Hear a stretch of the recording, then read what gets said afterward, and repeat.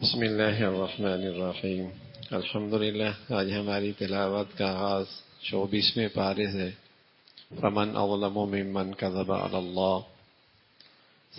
سارے انسان دو حصوں میں تقسیم ہے، دو ہی قومیں ہیں، ایک کافر ایک مسلمان۔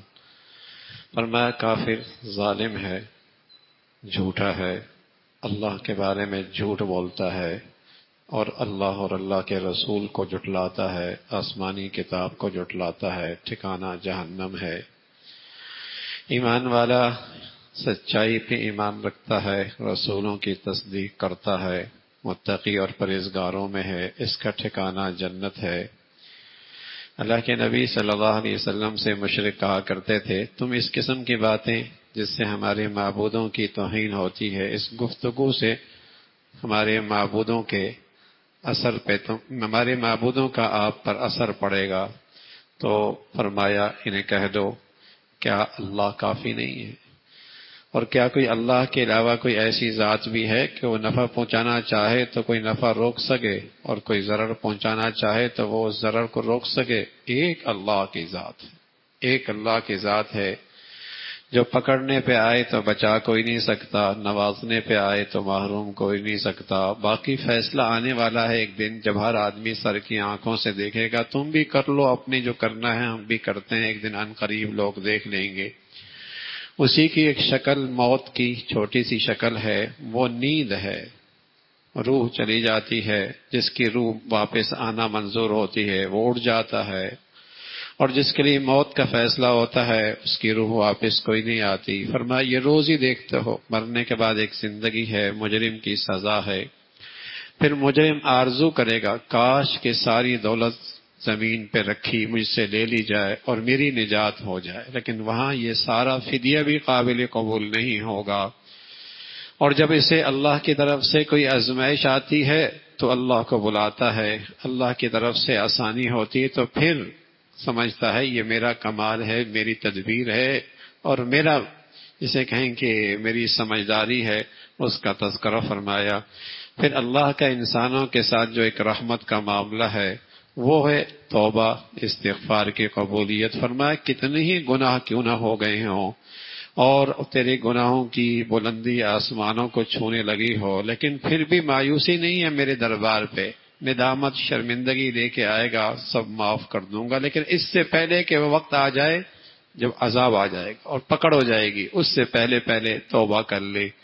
پھر منافق کفار کا تذکرہ فرمایا، عام طور پہ حق کا انکار کی وجہ تکبر ہے، غرور ہے، اور ان کا ٹھکانہ جہنم ہے۔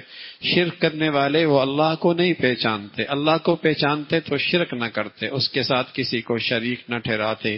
پھر قیامت کا منظرنامہ ہے، سور پھونکا جائے گا، سارا نظام درم برم ہو جائے گا، اور کل محشر کے میدان میں پھر گواہی دینے والے گواہی دیں گے، سب کی اس کی نیکیوں کا اور برائیوں کا بدلہ اور انعام ملنے والا ہے۔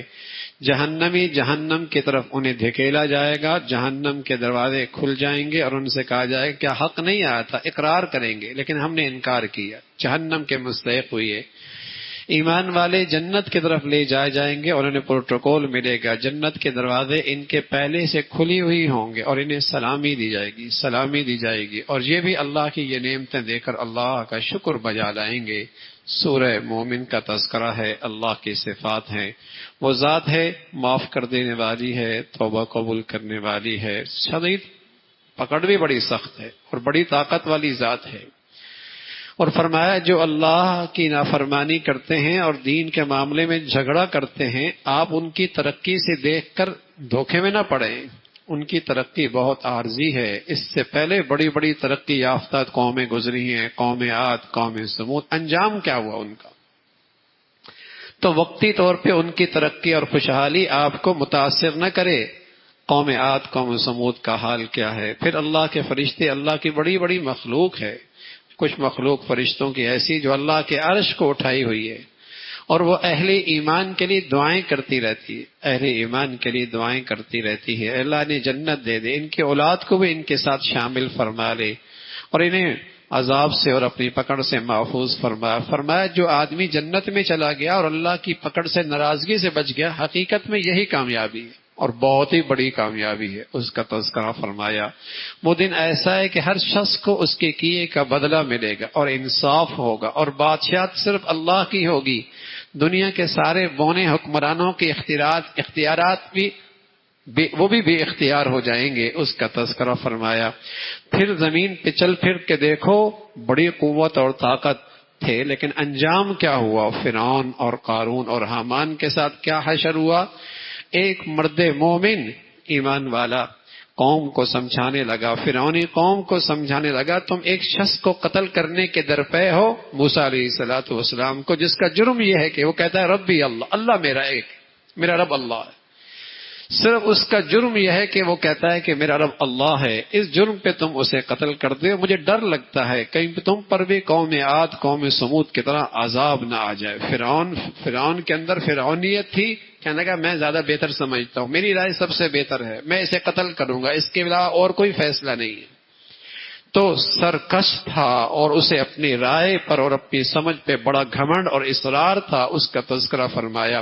وہ مرد مومن اپنی قوم کو سمجھاتا ہے کیوں قتل کرتے ہو، وہ تو اللہ کی دعوت دیتا ہے، تم سے کچھ لیتا بھی نہیں ہے، یہ دنیا بہت عارضی ہے، حقیقی زندگی آخرت کی ہے، حقیقی زندگی آخرت کی عجیب ہے، میں تمہیں جنت کی طرف بلاتا ہوں، تم جہنم کی دعوت دیتے ہو، اس کا تذکرہ فرمایا۔ پھر جہنم کا منظرنامہ ذکر فرمایا، کس طریقے سے جہنمی آپس میں جھگڑیں گے۔ پیروکار کہیں گے ہم آپ کے پیچھے چلے تھے، آج کوئی آپ ہماری مدد کر سکتے ہو؟ تو مقتدا اور لیڈران اور چودھریان وہ سارے کے سارے کہیں گے آج سب اس جہنم کے عذاب میں شریک ہیں، ہم تمہاری کوئی نہیں مدد کر سکتے۔ ایک ایمان کی طاقت ایسی اللہ ہمیں نصیب فرما دے جس پر اللہ کا وعدہ ہے کہ ایمان والوں کی میں دنیا میں بھی مدد کروں گا اور آخرت کی ساری گھاٹیوں کے اندر بھی مدد کروں، یہ اللہ کا وعدہ ہے۔ لیکن ایمان ہو تو مدد ہوگی نا بھائی، ایمان ہوگا تو مدد، ورنہ اللہ کا وعدہ سچا ہے۔ میرے ایمان میں خامی ہو سکتی ہے، اللہ کے وعدے میں کوئی تردد نہیں ہونا چاہیے، اللہ کے وعدے میں کوئی شک نہیں ہے۔ انا لننصر رسلنا والذین آمنوا فی الحیات الدنیا، ہم ایمان والوں کی اس دنیا میں مدد کریں گے اور آخرت کے اندر بھی ساری گھاٹیوں میں اللہ کی مدد اور نصرت ساتھ ہوگی، اس کا تذکرہ فرمایا۔ اور پھر اللہ کی قدرت کا تذکرہ فرمایا اللہ سے وہی نہیں مانگتا جس کے اندر تکبر ہوتا ہے، جو تکبر رکھتا ہے وہ اللہ سے نہیں مانگتا اور وہ ذلیل اور رسوا ہوگا۔ اللہ کی قدرت دیکھیے، زمین و آسمان کا یہ سارا نظام، رات دن کا یہ سارا نظام، کیسے انسان کی تخلیق فرمائی، کتنی خوبصورت تخلیق فرمائی، ساری تعریف اللہ کی ہے۔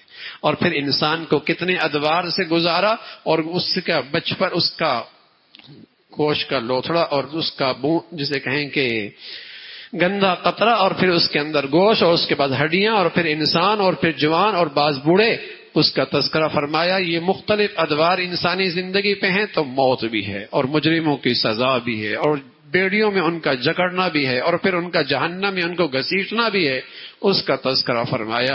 پھر بہت سارے رسول آئے جو اللہ کے پیغام دیتے ہیں، اس کا تذکرہ فرمایا۔ پھر سورہ فصلت ہے جس کے آغاز میں قرآن کی تعریف، قرآن کی عظمت کا تذکرہ ہے۔ مقصد اللہ کی نافرمانی سے ڈرانا اور اللہ کے فرما برداروں کو خوشخبری دینا۔ نافرمان لوگ کہتے ہیں ہم نہیں سنتے، ہمارے کاموں میں پڑتا ہے، قرآن ہمارے کانوں میں نہیں پڑتا، فرمایا ان پر خدا کی مار ہے، ان پہ تو خدا کی مار ہے، اس کا تذکرہ فرمایا۔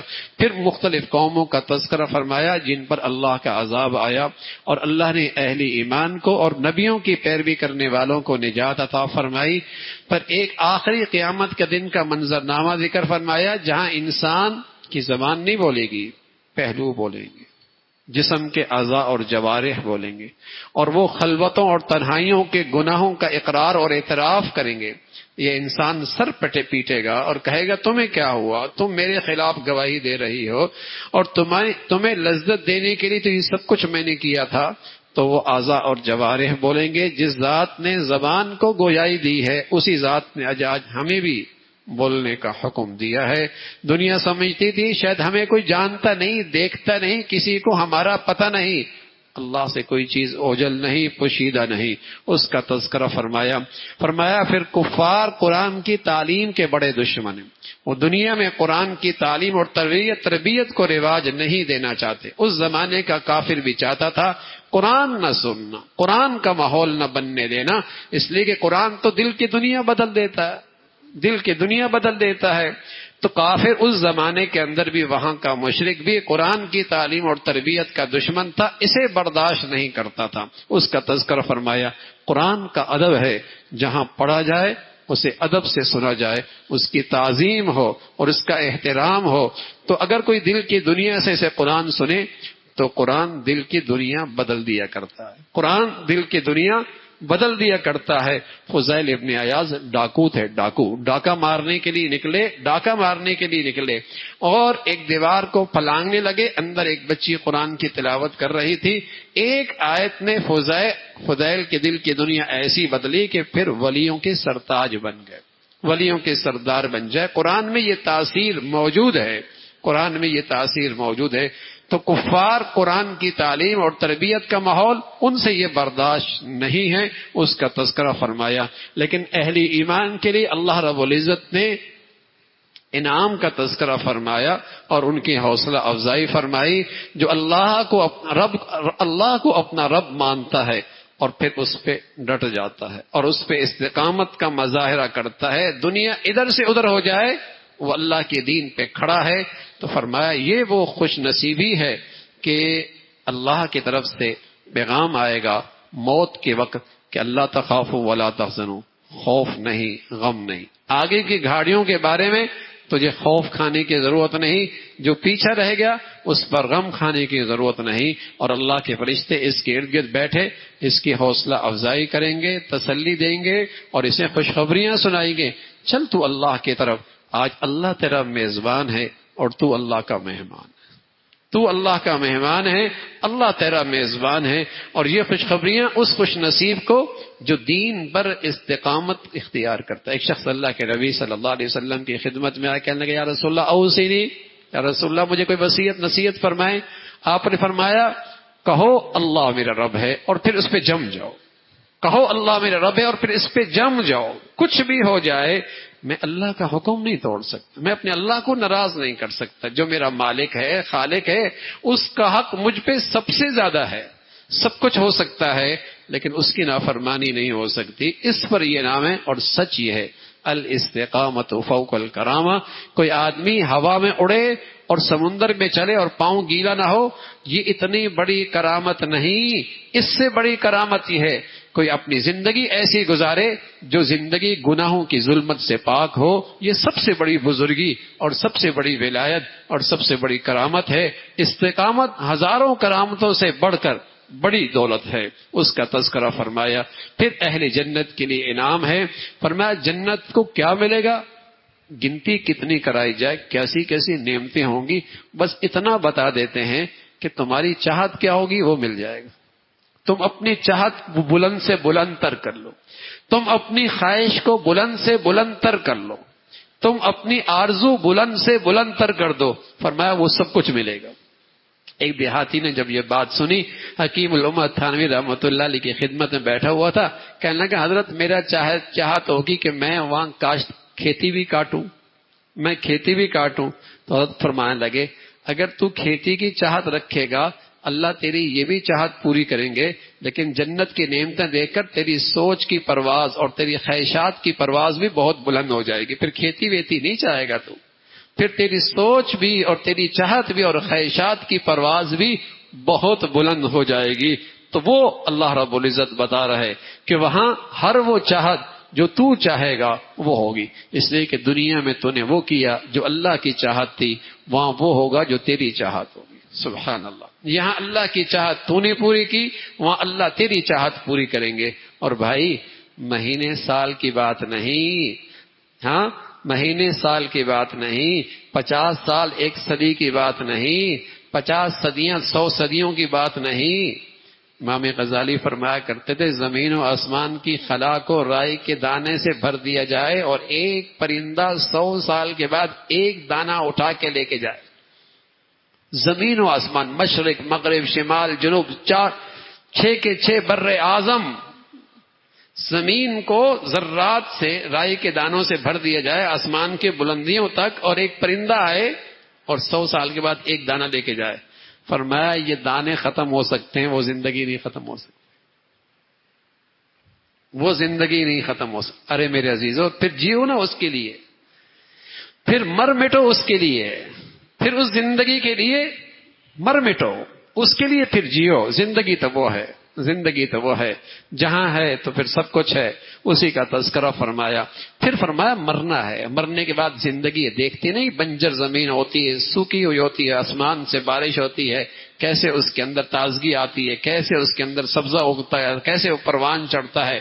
جیسے بنجر زمین کو، مریل زمین کو اللہ بارشوں سے زندہ کر لیتا ہے، ایسا اللہ رب العزت انسانوں کو بھی زندہ کرے گا۔ قرآن اللہ کی کتاب ہے، عربی زبان کے اندر، عجمی میں ہوتی تو لوگ کہتے ہیں ہم عجمی زبان میں، فرمایا یہ قرآن ایسا ہے جہاں کہیں باطل نہیں آ سکتا، اس کے اندر کہیں باطل داخل نہیں ہو سکتا، اسی کا تذکرہ فرمایا۔ فرمایا پھر بھی لوگ شک کریں تو ان قریب فیصلہ ہو جائے گا، باقی جو نیکی کرے گا اپنا فائدہ اٹھائے گا، جو برائی کرے گا اس کی سزا بھی دیکھے گا۔ اللہ کسی کے ساتھ زیادتی نہیں کرتا، اللہ تو انصاف کرنے والا ہے، بدی والے کو سزا ملے گی، نیکی ور کرنے والے کو انعام ملے گا، اللہ کسی بھی زیادتی نہیں کرتا، اسی کا تذکرہ فرمایا۔ اللہ عمل کی توفیق نصیب فرمائے۔